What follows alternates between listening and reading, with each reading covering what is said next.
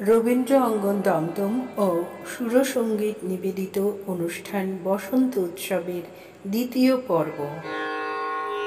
যদিও দোল ফাগুনের পূর্ণিমা পেরিয়ে এসেছি, তবু মনে রঙিন হতে ক্ষতি কি? দোল ফাগুনের আবির রাঙা আজকে ভোরের আকাশ, সুগন্ধি ইল্লোলে পাতে আনন্দের সুবাতাস। আমরা মেতে উঠেছি বসন্ত উৎসবে, তাই ফাগুন হাওয়ায় হাওয়ায় মনের মাধুরী মিশিয়ে আমরা গেয়েই চলি।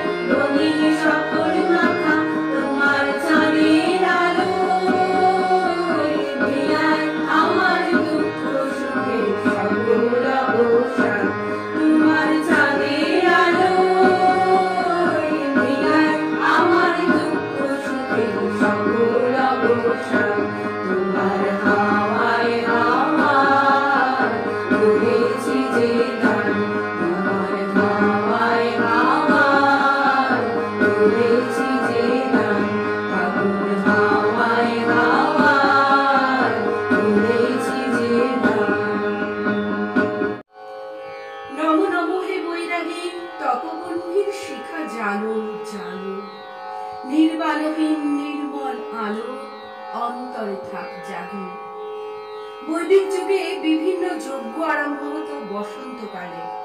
শ্রীমদ্ ভগবদ গীতায় শ্রীকৃষ্ণ অর্জুনকে বিভূতি যোগ বিশ্লেষণের সময় বলেছিলেন, ঋতুনাং কুসুমাকার, অর্থাৎ ঋতুদের মধ্যে আমি বসন্ত।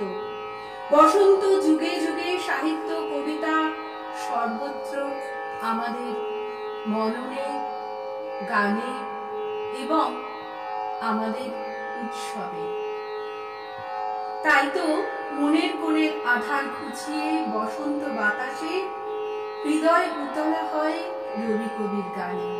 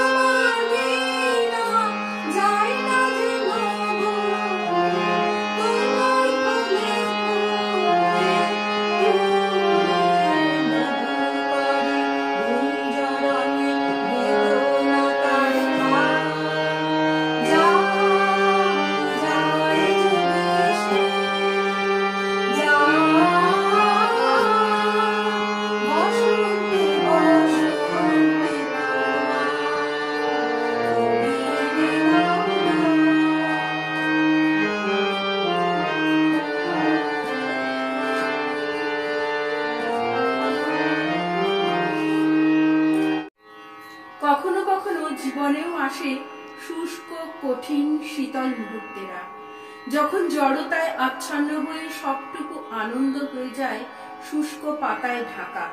সেই সুপ্তি আধার সরিয়ে ফাগুনের নবীন সুরে ফিরে আসে আবার দক্ষিণা বাতাস। তাই দক্ষিণা বাতাসের আগমনী বেজে ওঠে প্রতিবার বসন্ত উৎসবে। 1329-এর 5 ফাল্গুন 17 ফেব্রুয়ারি 1923 শান্তিনিকেতনের নিবিড় স্নেহচ্ছায়া মাখা প্রকৃতির কোলে কবি আহ্বান করেন দক্ষিণ হাওয়াকে।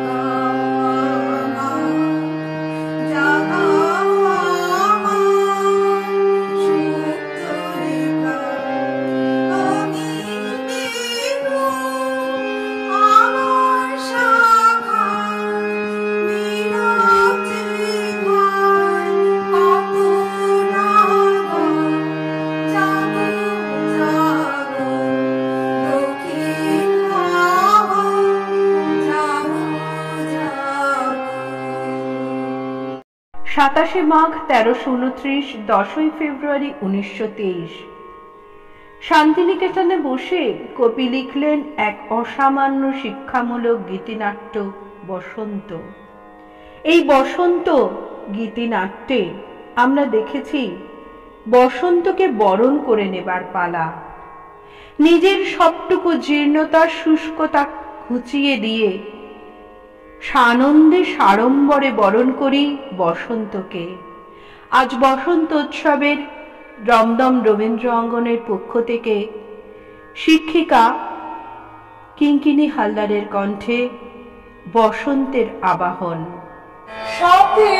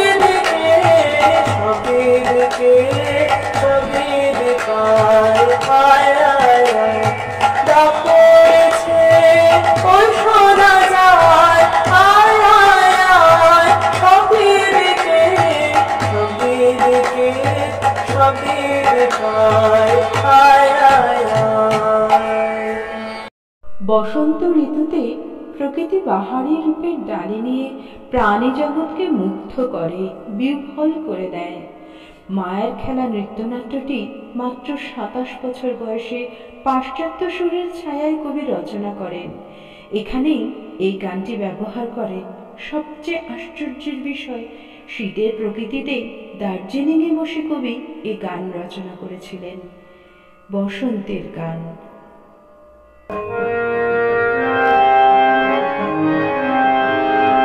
আহারে বসন্তে এত ফুল ফুটে, এত বাঁশি বাজে, এত পাখি গায়। আহারে বসন্তে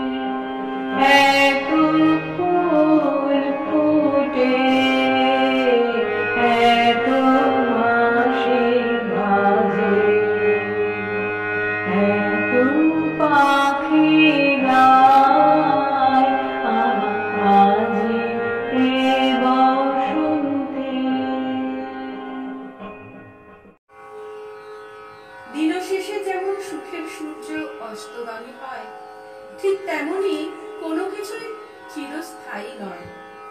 তবে কবি বলেছেন, চলে যাওয়া মানে একান্তই ছেড়ে যাওয়া নয়। যাওয়ার পথে সে যেন রেখে যায় আনন্দের রেশ, খুশির সন্দেশ। ভোরের হাওয়ার স্নিগ্ধতা ফিরে আসে বিকেলের মধুর ভালোবাসার আবেশে। তাই আমাদের বসন্ত উৎসবের রেশটুকু রয়ে যায় আমাদের শেষ নিবেদনে। আবার নতুন ঋতুর আবাহনে মিলিত হওয়ার প্রতিশ্রুতি নিয়ে আমরা বলে যাই, রাঙিয়ে দিয়ে যাও, যাও তো এবার যাওয়ার আগে।